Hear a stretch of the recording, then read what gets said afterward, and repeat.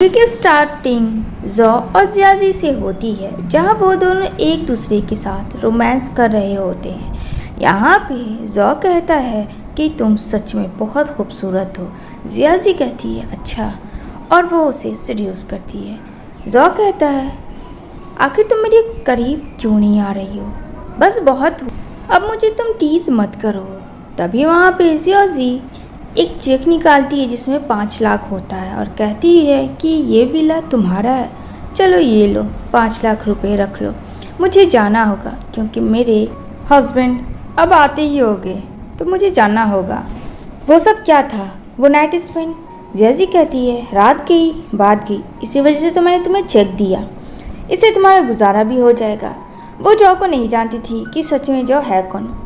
Next day जब वो जाती है तो उसे उसके हस्बैंड की सच्चाई पता चलती है। उसने एक रात पहले ही देख लिया था कि वो निया के साथ, उसकी सिस्टर के साथ इंटीमेट है और वो उससे प्यार करता है और कहता है कि मैं तुम्हें कभी नहीं छोड़ूंगा, वो तो बस मैं ग्रैंड माँ की वजह से जज से शादी किया हूँ, सच बात तो यही है।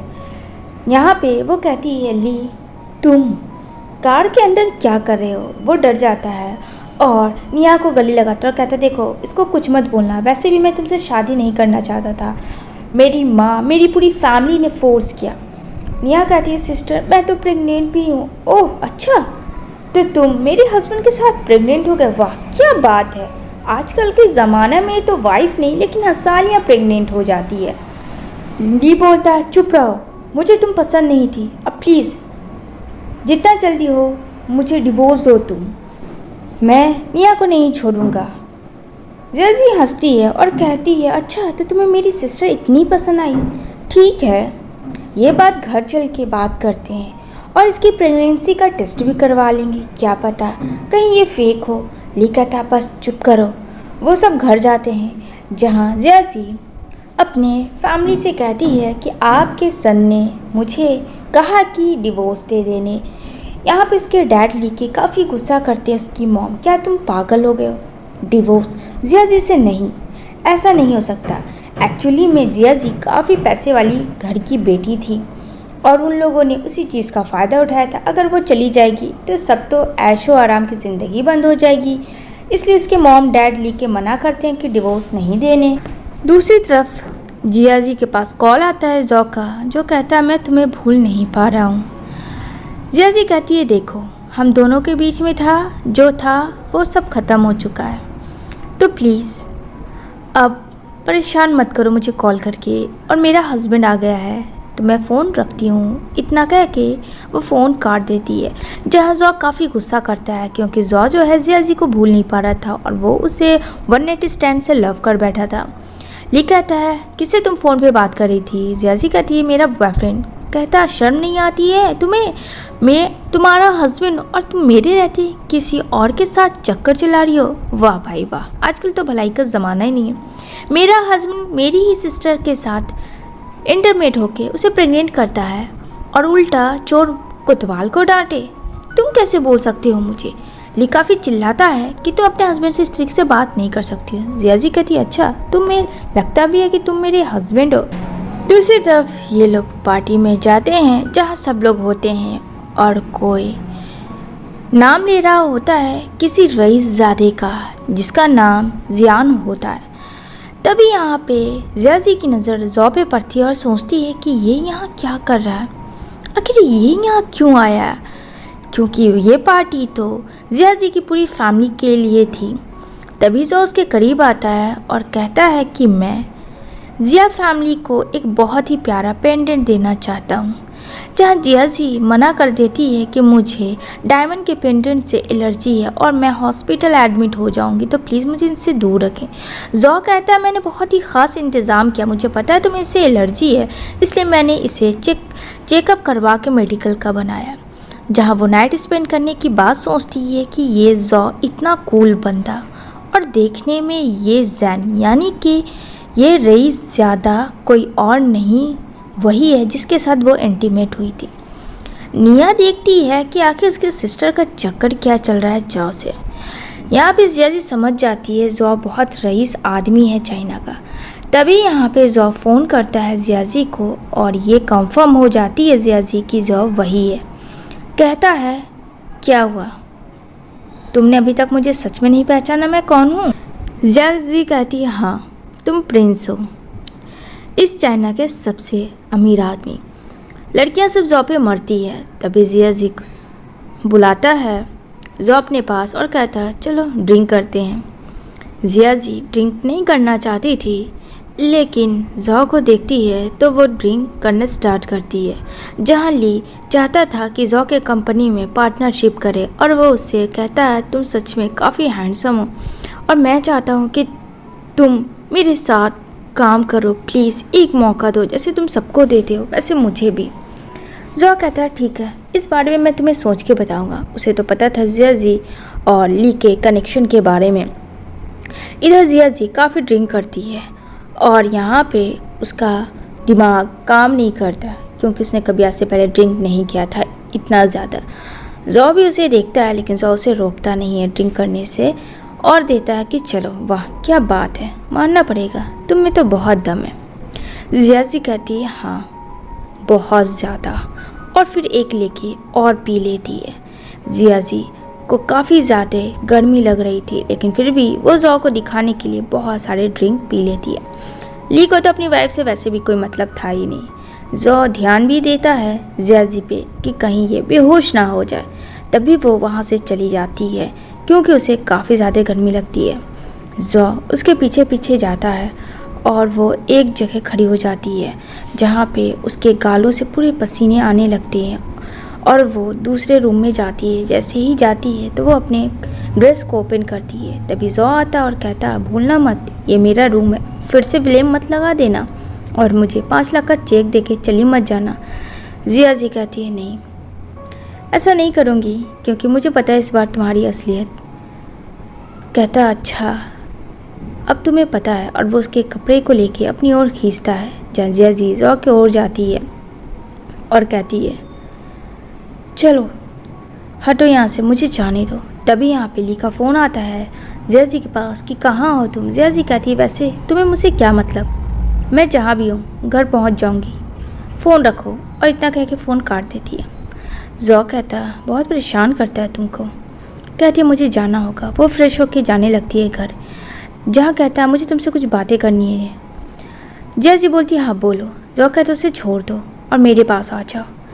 जियाजी कहती है अच्छा 3 साल पहले भी तुमने यही प्रॉमिस किया था, मैं तुमसे शादी करना चाहती थी लेकिन तुमने क्या किया।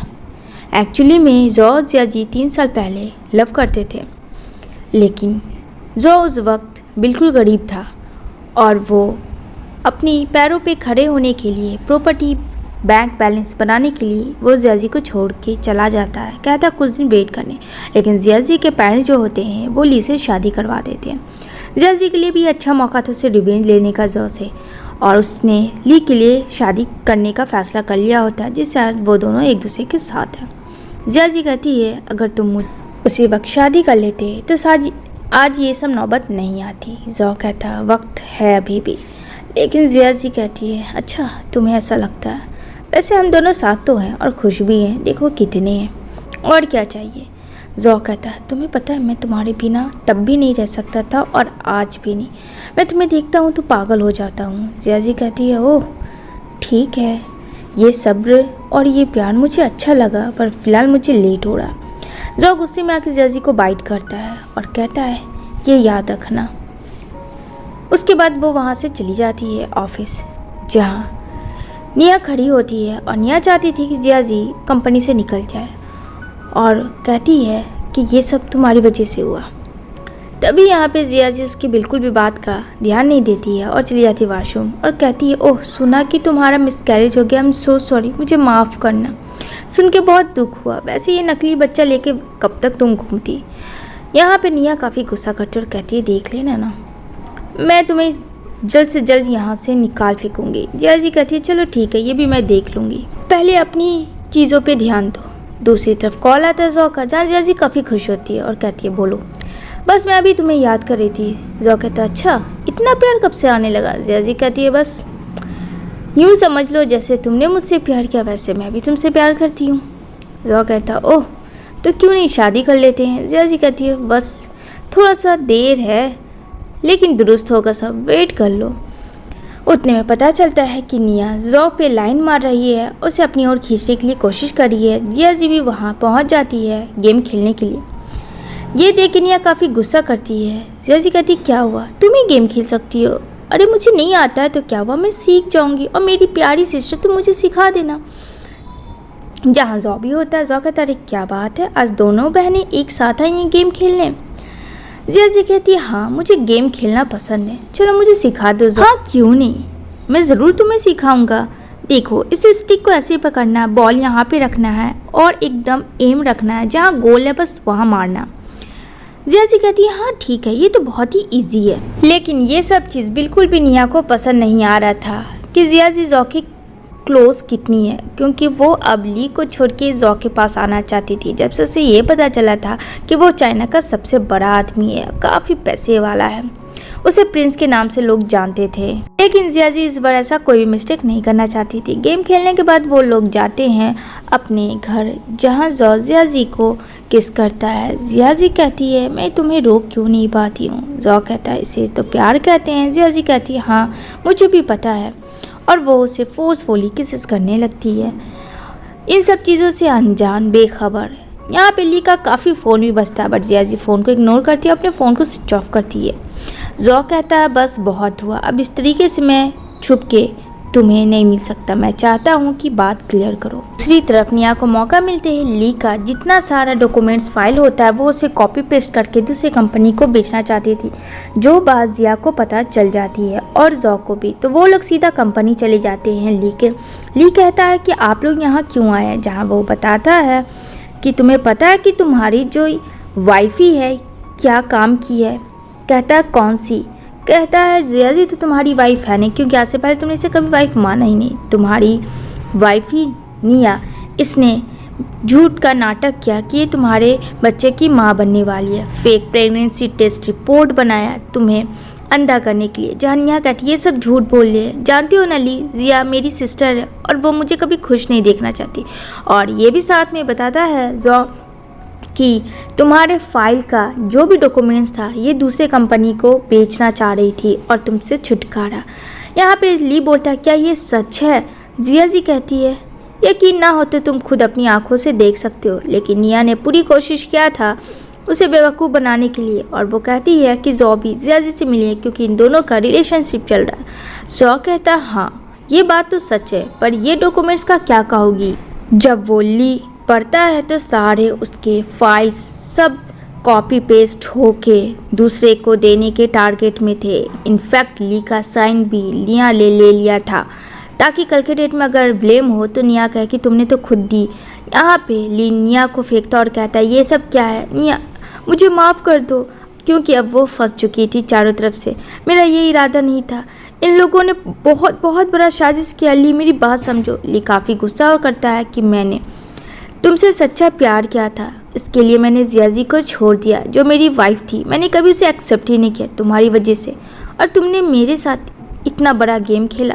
जॉ कहता वो चलो भाई देर आए, शेमलेस तो हुए, चलो अब इन सब चीज़ों का टाइम नहीं है। और मैं तुम्हें बता दूं कि मैं जिया जी से बहुत प्यार करता हूँ। जिया जी जॉ दोनों एक दूसरे का हाथ पकड़ते हैं और कहता है जिया जी कि मैं तुम्हें अब डिवोर्स दूंगी जो जैसे तुमने कहा था, और जॉ से मैं बहुत प्यार करती हूँ और मैं इसी से शादी करूँगी। इतना करके वो उसे डिवोर्स पेपर दे देती है और यहाँ ली का डिवोर्स हो जाता है जिया जी से। वो दोनों चले जाते हैं अपने घर, जो कि जॉ का घर होता है। जॉ काफ़ी खुश था कि इन सब मुश्किल परेशानियों के बाद फाइनली उसको ट्रू लव मिल गया। जिया जी कहती है वैसे आज तुम खुश तो बहुत हो गए। तो कहता है खुश हूँ तभी तो सेलिब्रेट कर रहा हूँ। जिया जी बोलती है ओह नाइस। तो इसी के साथ फ्रेंड ये मूवी एंड हो। बताना ये मूवी कैसी लगी। फ्रेंड्स व्यूज़ बहुत कम जा रहे हैं, तो मेरे हार्ड वर्क को देखते हुए प्लीज़ आप सब वॉच करो और लाइक करो, शेयर करो, सब्सक्राइब